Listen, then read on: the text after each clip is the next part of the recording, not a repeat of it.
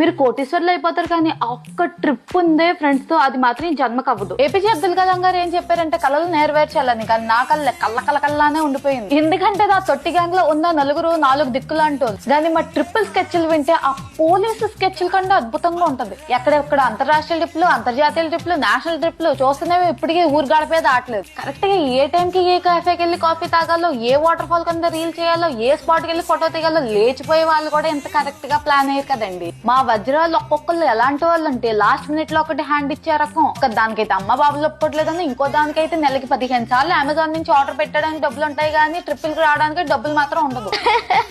ఇంకొకది ఉంటదండి, అది ఉంటది వీళ్ళందరినీ మోసం చేసి బాయ్ ఫ్రెండ్ వెళ్ళిపోద్దామని. ఒక్కొక్కరు వజ్రాలు వైడూర్యాలు ట్రిప్ క్యాన్సిల్ అయింది బానే ఉంది, దాంట్లో కొద్ది ఉంటది రెచ్చగొట్టేది, ఒళ్ళు మండిపోయేలా మాట్లాడుతుంది. దాని ప్లాన్స్ ఎలా ఉంటాయంటే, ఇప్పుడు ట్రిప్ క్యాన్సిల్ అయితే పర్వాలేదు, మన పెళ్ళైన తర్వాత మొగులతో కలిసి వెళ్ళొచ్చు.